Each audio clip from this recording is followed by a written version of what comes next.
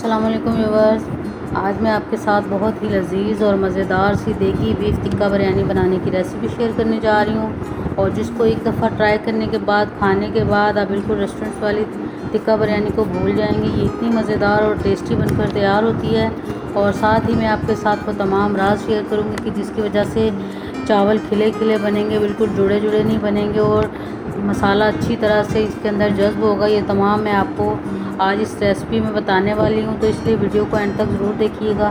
तो चलिए फिर अपने आज की इस रेसिपी को देख लेते हैं। बिस्मिल्लाहिर्रहमानिर्रहीम। और इसके लिए जिन इंग्रेडिएंट्स की ज़रूरत है, सबसे पहले ये बीफ मैंने ले लिया है, किलो और 1.5 किलो के करीब है। और साथ ही ये थोड़ा सा लहसुन अदरक का 2 टेबलस्पून पेस्ट बना लिया है मैंने। और ये देख सकते हैं बड़ी बड़ी बोटियाँ भी ली हैं, और हड्डी वाली बोटियाँ भी मैंने इस्तेमाल की हैं, बोनलेस नहीं है बिल्कुल।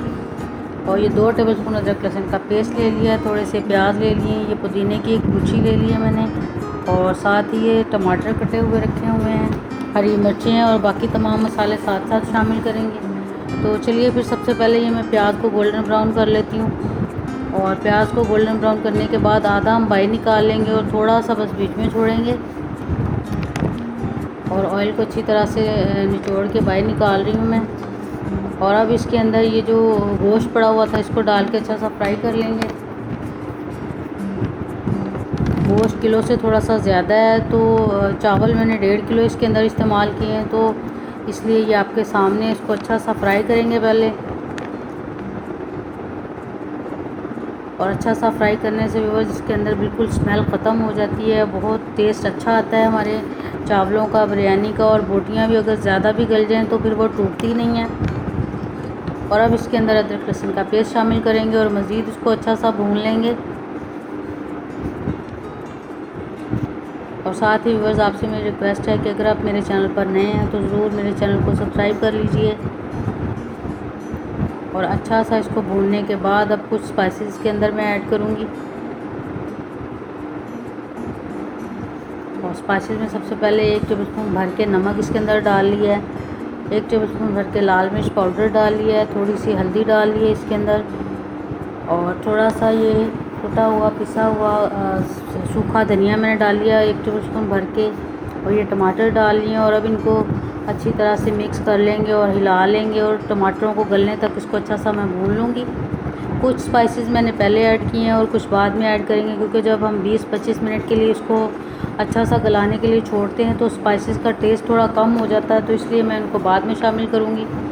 आप चाहें तो आप सारे पहले या बाद में, जिस तरह आपको अच्छा लगे, आप ऐड कर सकते हैं। तो अच्छा सा मैंने इसको भून लिया है मसालों के साथ। अब थोड़ा सा पानी डाल के, तो 1 डिब्बा पानी डाला है, उसके बाद मैं इसको ढक्कन लगा के पूरे 25 मिनट के लिए छोड़ दूँगी, क्योंकि ये बड़ा गोश्त है, बीफ का गोश्त है, इसलिए थोड़ा टाइम ज़्यादा ले सकता है।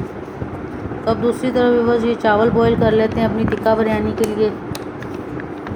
और पानी के अंदर पानी थोड़ा कम लग रहा है, थोड़ा और डालूँगी। थोड़ा सा मैंने पुदीने की पत्तियाँ डाल ली हैं, 1 टेबलस्पून भर के काली मिर्च और ज़ीरा डाल लिया है, 2 तेज़पात डाल लिए हैं, हरी मिर्चें डाल ली हैं आपके सामने।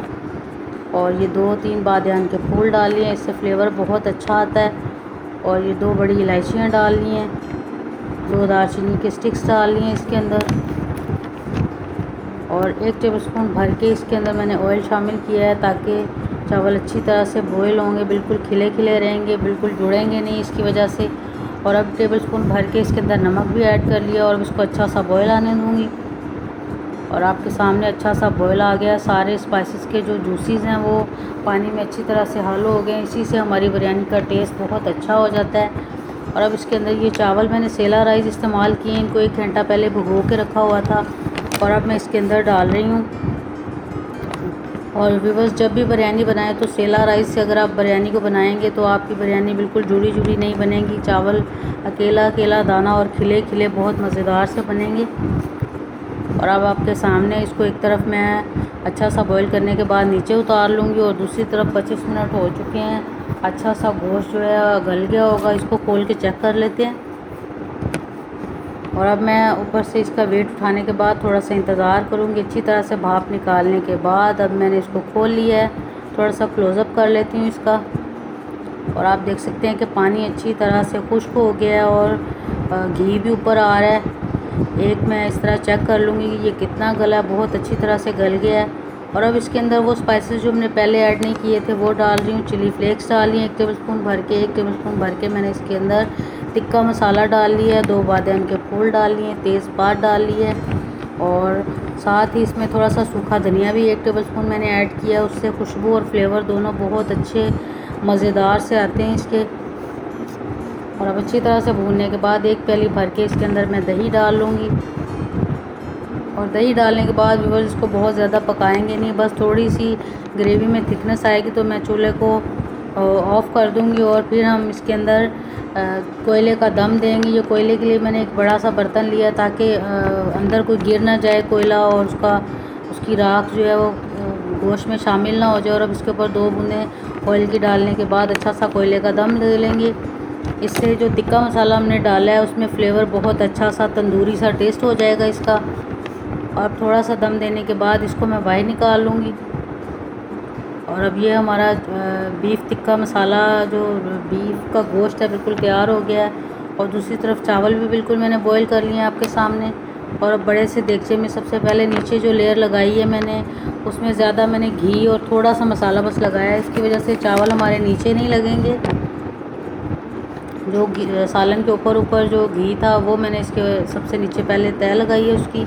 और अब चावल जो बॉईल किए हैं वो लगा लिए हैं एक तय। और अब मज़ीद इसके ऊपर ये जो मैंने अभी पकाया है बीफ आपके सामने बीफ टिक्का उसको इसके ऊपर डाल लेंगे। आधा डालने के बाद ये जो चावल हैं फिर इसके ऊपर डाल लेंगे। हाफ़ डन बॉईल किया है चावलों को भी, बिल्कुल थर्ड डन बॉईल नहीं करना, हमने थोड़ा सा बॉईल करना है। और अगर हम 3 कनी बॉईल कर लेंगे तो फिर चावल हमारे जुड़े जुड़े बनेंगे, अच्छे नहीं लगेंगे वो और खाने में भी बिल्कुल घुल जाएंगे।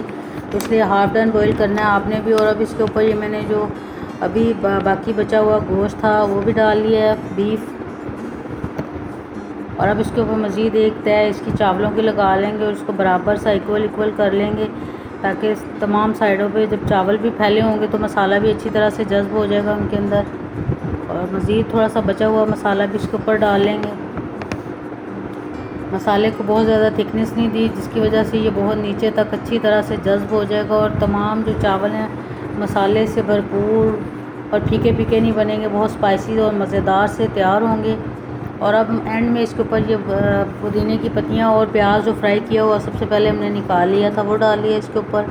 और मज़ीद थोड़ा सा फूड कलर मैंने पानी में डाल के रखा हुआ था वो इसके ऊपर डाल लूँगी। और अब मैं इसको तवे का दम लगाऊंगी पूरे 20-25 मिनट के लिए। पहले 10 मिनट तेज़ आंच पे दम लगाएंगे और बाद में हम जो 15 मिनट है वो थोड़ा सा हल्का कर देंगे चूल्हा। और पूरे 25 मिनट इसको दम लगाने के बाद अब मैं इसको खोल के देखती हूँ और माशाल्लाह से आप देख सकते हैं कि ज़बरदस्त सा दम आ गया है। चावल जो है बिल्कुल तैयार हो गए हैं। इनको मैं थोड़ा हिला लेती हूँ और एक एक दाना खिला खिला और मसाले को खूब अच्छी तरह से इस तरह जज्ब हो जाते हैं। थोड़ा सा मैं क्लोज़अप आपको दिखाती हूँ कि कोई दाना ऐसा नहीं है जो जुड़ा हो। इतनी ज़बरदस्त सी बीफ टिक्का बिरयानी बिल्कुल तैयार हो गई है। और अब मैं इसको डिश आउट कर लेती हूँ।